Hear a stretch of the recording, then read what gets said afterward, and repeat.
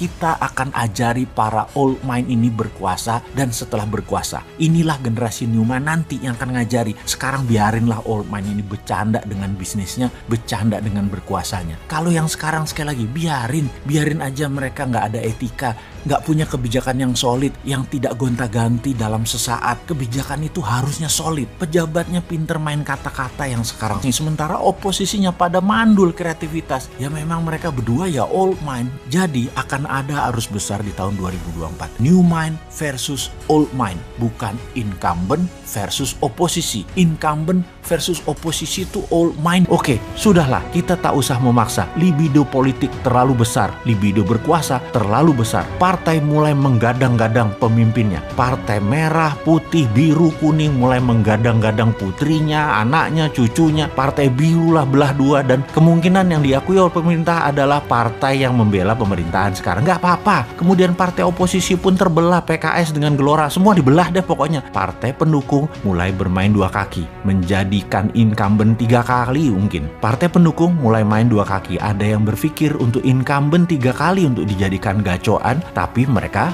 dapat wakilnya. Atau tetap 2 kali 2024 main baru dengan pilihan formasi biru baru, gabung Gerindra. Kalau ternyata Pak Prabowo menurun elektabilitasnya di tahun 2023 atau putrinya elektabilitasnya tidak naik-naik juga dalam 5 besar, formasi diubah lagi. Formasi yang rumit dan banyak tadi, tidak satu pun punya grand plan membuat Indonesia menjadi pemenang di 2045 dengan sistem melawan hegemoni dan melawan obor Tiongkok. Semuanya old mind. Semoga pesan ini disadari kaum new mind. Adopsi new mind dan buat alternatif ketiga. Bukan geng incumbent, bukan geng oposisi, tapi NKRI garis lurus, berani, dan lucu.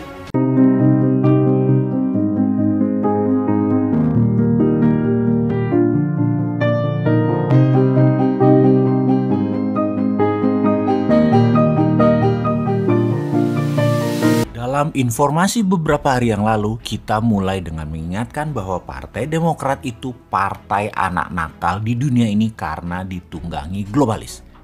Ini Partai Demokrat Amerika loh ya, bukan partai yang jadi rebutan para jenderal. Bener deh, gara-gara urusan partai di Indonesia adalah syarat untuk jadi penguasa dan pemegang jabatan, juga karena ingin berkuasa terus-menerus sampai anak cucu cicit. Jadi sekarang di SD ada kata-kata mutiara baru. 2 jenderal bertarung, mayor mati di tengahnya. 2 jenderal tersebut, yang satu pejabat dengan posisinya diancam dalam tanda petik, yang satu lagi jenderal mantan presiden yang harus belajar lagi bernegara, karena di banyak negara mantan pejabat harusnya tidak cawe-cawe sama pejabat baru. Di sisi lain, pejabat yang menjabat tidak cawe-cawe dosa masa lalu pejabat tersebut. Ini dua-duanya harus belajar. George Bush ya misalnya, sebel bener sama Obama. Selama 8 tahun Obama menjabat, Bush bunyi juga enggak. Sekarang Biden berkuasa, Trump mantannya bunyi juga enggak. Padahal bajingannya Partai Demokrat berkuasa yang di belakangnya globalis mulai perang lagi, di mana Trump dan Republikan dulu nggak ada perang. Drone mulai menembak ke Aramco punya kilang minyak.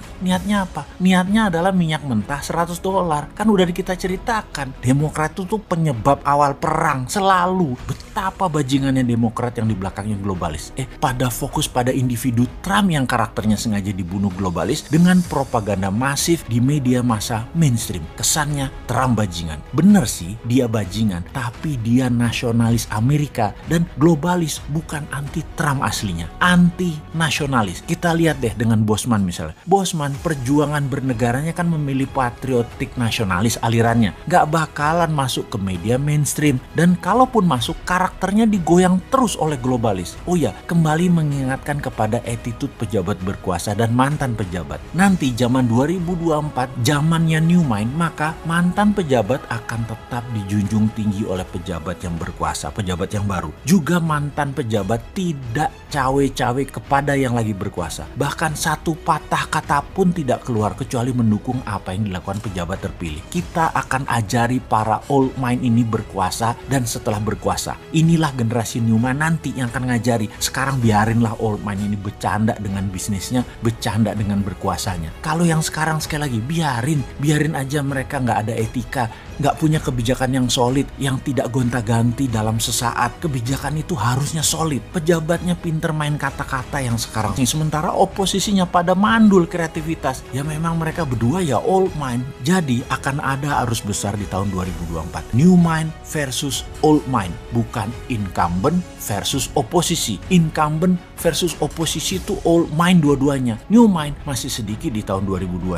Namun di tahun 2022 pasti akan menguasai pemahaman bernegara kaum digital. Di tahun 2024 mereka yang generasi milenial dan generasi Z menguasai 65% voting right, hak pilih. Inilah generasi digital. Gak bisa dimainkan lagi pakai media mainstream. Jadi kita buktikan bahwa old mind sekarang berkuasa, pasti gak bisa paham dan akan gelegepan ketika BBM harganya mendekati $100 per barel yang dimainkan globalis. Sementara New Mind sudah tahu, ini dibuka informasinya oleh New Mind. BBM bakal ke arah $100 per barel dan instrumen perang akan dimainkan Demokrat di seluruh dunia. Itu bahkan informasinya sebelum Partai Demokrat menang dan jadi presiden di Amerika. Ya untuk kesekian kalinya, mudah-mudahan salah lagi analisanya Bosman. Sehingga yang lagi menjabat dan bernegara kesannya benar, padahal beruntung aja orang gak banyak paham geopolitik dunia.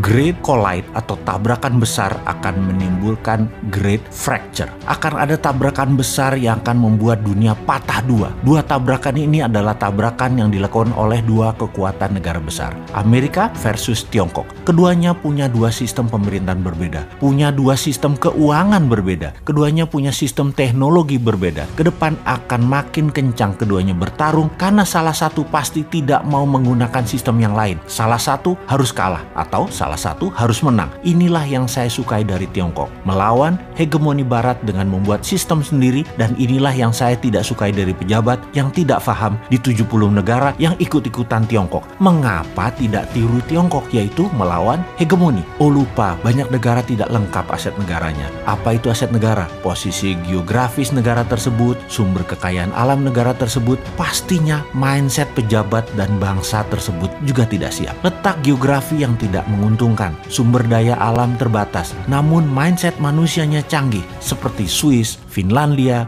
New Zealand, dan banyak negara lain yang kecil dan banyak keterbatasan namun tetap makmur, sejahtera, dan dihormati. Indonesia memiliki segalanya, geografi lokasi yang strategis, sumber daya alam berlimpah, baik yang di dalam tanah maupun yang tumbuh di atas permukaan tanah, termasuk kekayaan lautnya seperti perikanannya. Tiongkok tidak selengkap kita punyanya. Amerika juga tidak punya kalau urusan kekayaan alam dan lokasi strategis negaranya seperti Indonesia. Yang tidak dimiliki bangsa dan negara Indonesia saat ini adalah cara mengelola negara yang akan membuat Indonesia menjadi negara superpower. 7 presiden ditambah semua kandidat terkuat yang katanya di tahun 2024 akan jadi presiden, top 10-nya deh sebut, tidak akan membuat Indonesia menjadi negara yang melakukan game changers, yang ada hanya menjadi follower negara besar. Sama mereka semua, bahkan sama oligarki lokal saja sudah bertekuk lutut, apalagi globalis. Ditambah dua negara besar yang bertarung yang akan membuat dunia terbelah dua. Indonesia belum punya grand plan terhadap ketiganya, terhadap keempatnya, terhadap masalah semua itu.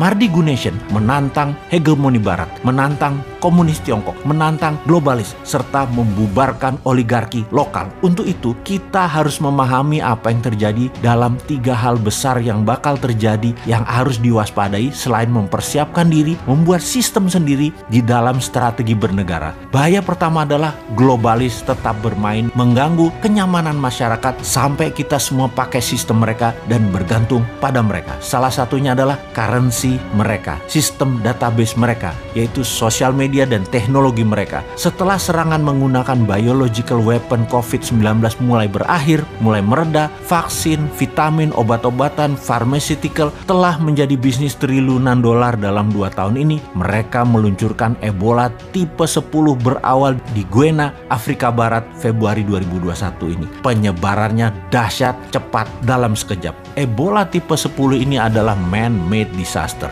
Virus kembangan dari laboratorium. Memang sulit dipercaya bagi mereka yang sederhana cara berpikirnya. Apalagi yang sederhana itu populer sehingga bisa menjabat. Susah memahami semua itu kalau juga di lingkaran pejabat berpikirnya bagaimana jabatan ini bertahan selamanya. Tidak akan membuat rakyat selamat dari outbreak corona varian baru B117, juga dari kemungkinan kemungkinan Ebola tipe 10 ini jika pertahanan akan perang biologi masih berupa vaksin, bukan politik seperti kita teriakkan berpuluh-puluh kali. Ini political will, ini political strategi. Oke, sudahlah, kita tak usah memaksa. Libido politik terlalu besar, libido berkuasa terlalu besar. Partai mulai menggadang-gadang pemimpinnya. Partai merah, putih, biru, kuning mulai menggadang-gadang putrinya, anaknya, cucunya. Partai biru lah belah dua, dan kemungkinan yang diakui oleh pemerintah adalah partai yang membela pemerintahan sekarang. Nggak apa-apa. Kemudian partai oposisi pun terbelah, PKS dengan Gelora, semua dibelah deh pokoknya. Partai pendukung mulai bermain dua kaki, menjadikan incumbent 3 kali mungkin. Partai pendukung mulai main 2 kaki. Ada yang berpikir untuk incumbent 3 kali untuk dijadikan gacoan, tapi mereka